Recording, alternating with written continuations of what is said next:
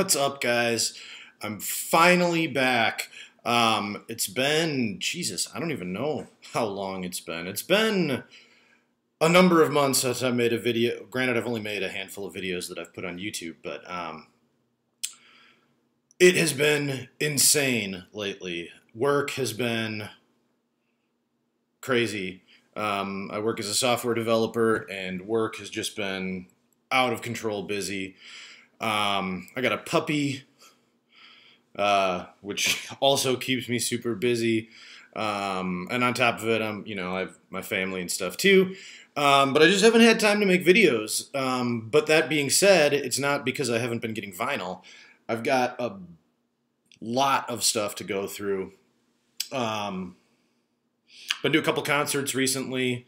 I saw Queens of the Stone Age in Milwaukee in October with my buddy Parker, my buddy Kaplan. My buddy Matt Day was there also. Awesome, awesome time. Queens are awesome.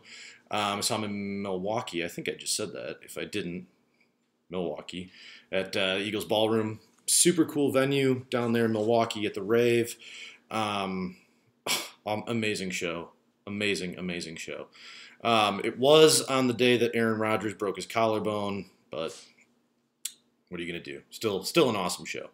I saw Paul McCartney this summer, which is going to allude to some of the vinyl I have here to show you. I'm going to make two videos, I've decided. This first video is going to be some used stuff I've picked up in the last month or two, and then the other video is going to be some new vinyl I've gotten, brand new stuff from the store. Show some of that stuff also. And I've recently been getting back into CDs, like hardcore. CDs are cheap. They're cheap. Like, you can get a brand new CD for like $3 at an antique store, or like a Goodwill. They're like $1. So I don't know if you can see it, but I did. It's like right there. I bought a 5-disc CD changer on eBay for about $25. Hooked it up to the stereo. Sounds amazing. I've been having a very good time.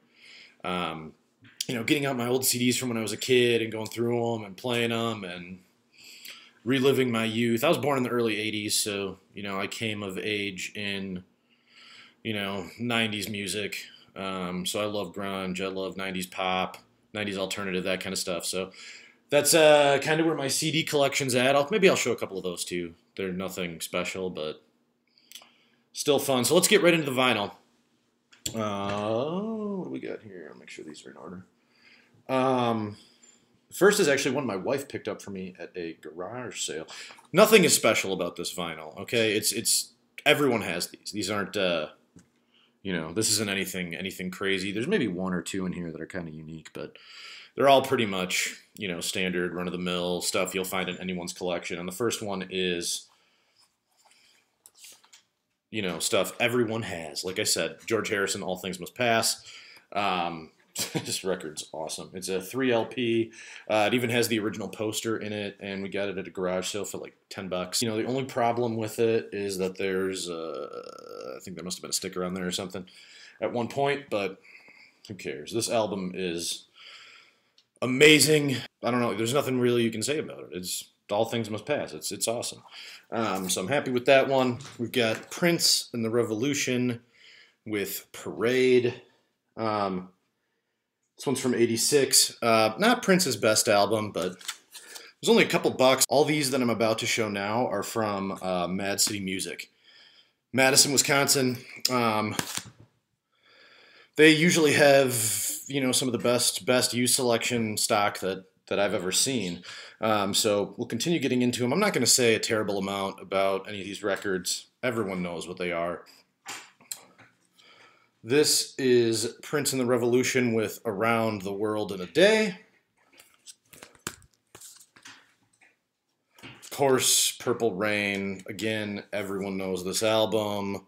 Everyone owns it. There's nothing amazing I'm going to tell you about it that you don't already know. So, cool stuff. Elvis Costello with this year's model. This is one of my favorite Elvis Costello albums. I think My Aim Is True is probably my favorite. But this one's phenomenal. Radio is on here. This year's Girl, Pump It Up. This is a great new wave kind of kind of album here. And Pump It Up is actually the song I used for the Grand March at my wedding, in case you didn't know that. Probably weren't there, but Elvis Costello, great stuff there. Saw Elvis Costello in concert one time at the Oneida Bingo and Casino in Green Bay, Wisconsin. I went by myself. Great show.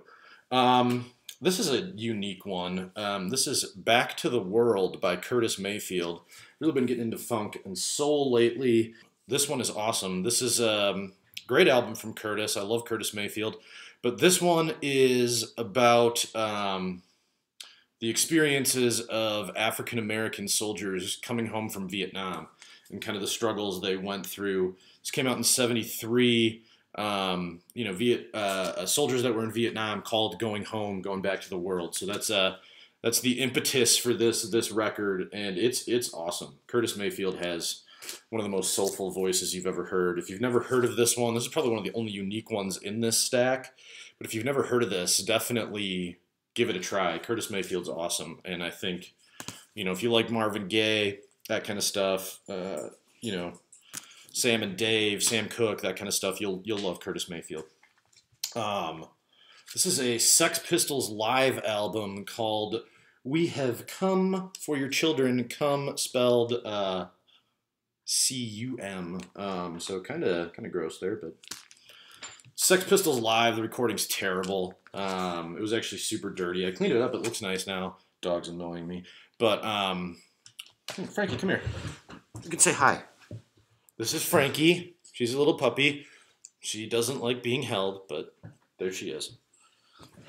The recording is terrible. It's all washed out. It's what you expect from a Sex Pistols concert. They're terrible musicians, but it's a cool record to have. Little story and a disgusting title, which makes for an interesting conversation piece. Another album everyone knows, everyone owns. Thriller. Got this at Mad City Music also. $8, which is about what Thriller should cost. This one's a great copy. It's in great condition. But you see Thriller places, albums like Abbey Road, Led Zeppelin 4, albums that everyone owns. People want $30 for Thriller. I don't get it. It's the highest selling album of all time. There's millions of these records out there. They're not special.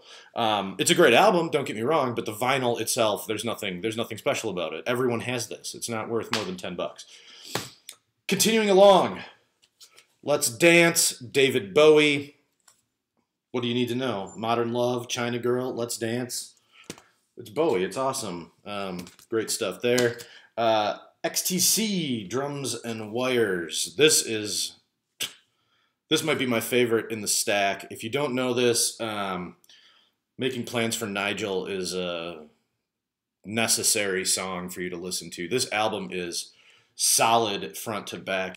And then after I saw Paul McCartney this summer, I started collecting some of his stuff, and I've got a number of them here that I'm just going to go through real quick.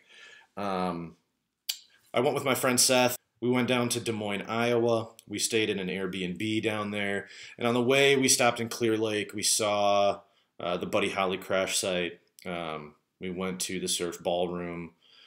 It was an amazing trip. Surf Ballroom was awesome. If you're into rock and roll, country music, blues, the Surf Ballroom is a necessary visit.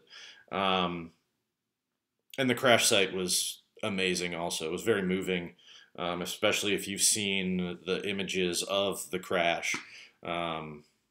It's awesome. Maybe I'll throw in a picture or two from the crash site or the Surf Ballroom if I can think of it. It's like this cool statue of Buddy Holly's glasses on the side of the road that shows you where you need to park, and there's a path that you walk down. God, that dog is making noise. Jeez. Anywho, I'll show you the McCartney stuff. Pipes of Peace. McCartney 2. This one's got Temporary Secretary on it, which he played live, which was awesome. Pipes of Peace is kind of not that good. None of these are really that great, except for obviously this one, Band on the Run. This album is phenomenal. He played Band on the Run. He did not play Jet, which I was a little disappointed with, but he played Let Me Roll It, and I think there was one more on here that he played. Let Me Roll It was fantastic, and he played 1985, of course. Wings at the Speed of Sound.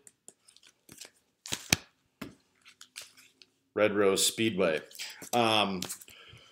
I will say that McCartney show, we paid a couple $100 for tickets, but we were super close to the stage, right by Paul, and his band is awesome.